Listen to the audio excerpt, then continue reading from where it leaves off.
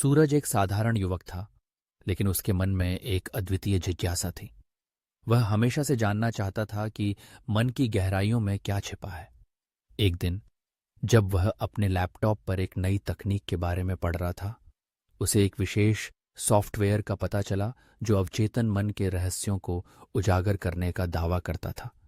उसने तुरंत इसे डाउनलोड किया और उसे चलाने के लिए तैयार हो गया। जब सूरज ने सॉफ्टवेयर खोला तो उसके सामने एक चमकता पोर्टल प्रकट हुआ। यह पोर्टल उसे एक नई दुनिया में ले जाने के लिए तैयार था।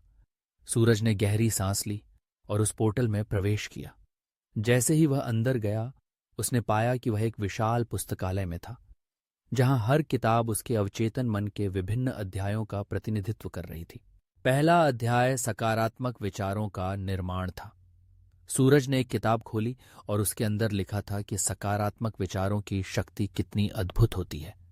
उसने महसूस किया कि जब वह सकारात्मक सोचता है तो उसकी ऊर्जा बढ़ जाती है और उसके चारों ओर का वातावरण भी बदल जाता है। उसने इस अध्याय से सीखा कि अपने मन में सकारात्मकता भरने से वह अपने लक्ष्यों को प्राप्त कर सकता है। अगला अध्याय कल्पना की शक्ति था। सूरज ने पढ़ा कि कल्पना केवल एक खेल नहीं है, बल्कि यह वास्तविकता को आकार देने का एक तरीका है। उसने अपनी आंखें बंद की और अपने सपनों की तस्वीरें अपने मन में बनाने लगा। उसने कल्पना की कि वह एक सफल उद्यमी है जो अपने व्यवसाय में उत्कृष्टता प्राप्त कर रहा है।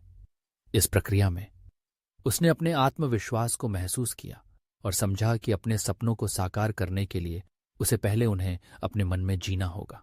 तीसरा अध्याय आत्मविश्वास का बढ़ाना था। इस अध्याय में सूरज ने सीखा कि आत्मविश्वास केवल एक भावना नहीं है, बल्कि यह एक कौशल है जिसे विकसित किया जा सकता है। उसने विभिन्न तकनीकों का अभ्यास किया, जैसे कि सकारात्मक आत्मवार्ता और अपने सफल अनुभवों को याद करना। इस अध्याय ने उसे प्रेरित किया और उसने अपने भीतर एक नई ऊर्जा महसूस की। चौथा अध्याय सुझावों का प्रभाव था। सूरज ने जाना कि अवचेतन मन पर सुझावों का गहरा प्रभाव होता है। उसने सीखा कि कैसे सही सुझावों को अपने मन में डालकर वह अपनी सोच और व्यवहार को बदल सकता है। उसने सुझावों को एक शक्तिशाली उपकरण के रूप में देखा जो उसे अपने लक्ष्यों की ओर बढ़ने में मदद कर सकता है। पांचवां अध्याय नींद के दौरान सकारात्मकता भरना था। सूरज ने यह सीखा कि नींद के दौरान उसके मन में जो विचार चलते हैं वे उसके अवचेतन मन को प्रभावित करते हैं। उसने सकारात्मक एफर्मेशंस का उपयोग करना शुरू किया और सोने से पहले अपने मन में सफलताओं की तस्वीरें बनाने लगा।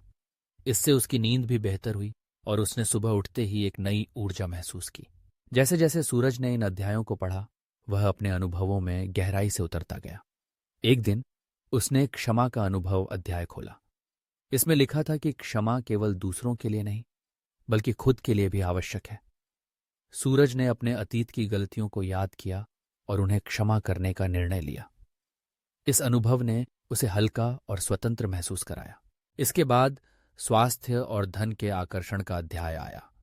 सूरज ने सीखा कि सकारात्मक सोच और सही मानसिकता से वह अपने जीवन में स्वास्थ्य और धन को आकर्षित कर सकता है। उसने ध्यान और योग का अभ्यास करना शुरू किया, जिससे उसकी मानसिक और शारीरिक स्थिति में सुधार हुआ। इस अध्याय ने उसे सिखाया कि समृद्धि केवल बाहरी चीजों में नहीं, बल्कि आंतरिक संतुलन में भी होती है। अंत में सूरज ने सफलता की कुंजी अध्याय खोला। इसमें उसे पता चला कि सफलता केवल मेहनत से नहीं, बल्कि सही मानसिकता और विश्वास से भी मिलती है।